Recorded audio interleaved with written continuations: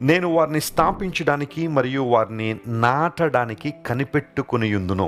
నేను ఎదురు చూస్తున్నాను లేదా నేను నిర్ణయించుకున్నాను అని దేవుడు మాట్లాడుతున్నాడు. ఒక మనిషి పాపము ఆ మనిషిని అన్ని విధానాల్లో ఛిద్రం చేసేస్తుంది.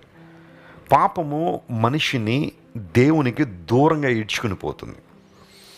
రక్షింపు నేరకు ఉన్నట్లు యెహోవా హస్తము కురుచు కాలేదు, విన్న నేరకు ఉన్నట్లుగా ఆయన చెవులు మందం కాలేదు. అయితే మీకును మీ దేవునికి మీ పాపములు అడ్డుగా వచ్చాయని బైబిల్లో రాయబడ్డాయి.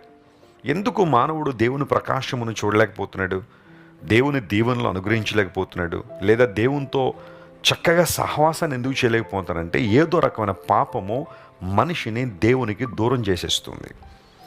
ఆ పాపమే మనిషిని విరగ్గొడుతుంది, మనిషిని నలగొడుతుంది, మనిషిని పడద్రోయిచూ ఉంది. దేవుడు న్యాయవంతుడు. ఆయన పాపమునకు తగిన ఫలాన్ని ఆయన ఇస్తాడు. పాపంలో వచ్చి జీతం మరణం.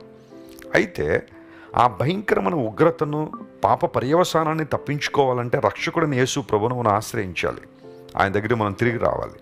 మారు మనస్సు అంటే దేవుని వైపు తిరగడం, సంపూర్ణంగా మనలను మనం ఆయన చేతులకు సమర్పించుకోవడం. ప్రభువా, ఇకపై నా ఇష్టానుసారం నేను జీవించడానికి కాదు, నీ ఇష్ట ప్రకారం నేను జీవిస్తాను, నీ వాక్య ప్రకారం నేను జీవిస్తాను, నీ ఆజ్ఞల ప్రకారం నేను జీవిస్తాను, ప్రభువు కొరకు నేను జీవిస్తానని నిర్ణయం తీసుకుని ఆయన చేతులకు మన జీవితాన్ని సంపూర్ణంగా అప్పగించడం.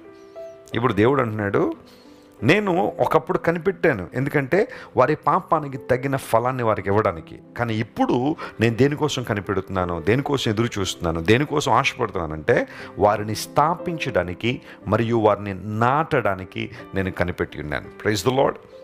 దేవుడు నిన్ను స్థాపించువాడు. ఆయన నిన్ను నాటువాడు. పెరికివేయబడిన నిన్ను మరలా తీసుకొచ్చి ఆయన తన మహిమార్థమై నిన్ను నాటడానికి ఇష్టపడుతున్నాడు. ఆయన ఒకవేళ ఎంతవరకు నీ అవిధేయతను బట్టి, నీ పాపాన్ని బట్టి, నీ సొంత నిర్ణయాలను బట్టి, నీ స్వాభిప్రాయాలను బట్టి ఇష్టానుసారం నీ జీవితాన్ని పాడు చేసుకున్నావేమో, ఈ రోజున ప్రభువుకు నీ జీవితాన్ని అప్పగించగలవా? సంరక్షకుడైన దేవుడు, నిత్య జీవాధిపతి నా ప్రభు, ప్రేమగల దేవుడు, కృపగల దేవుడు, గొప్ప వాత్సల్యంతో మనం సమకూర్చే దేవుడు. ఆయన చేతులకు మన జీవితాన్ని అప్పగిస్తే ఆయన మనల్ని స్థాపిస్తాను అని వాగ్దానం చేశాడు.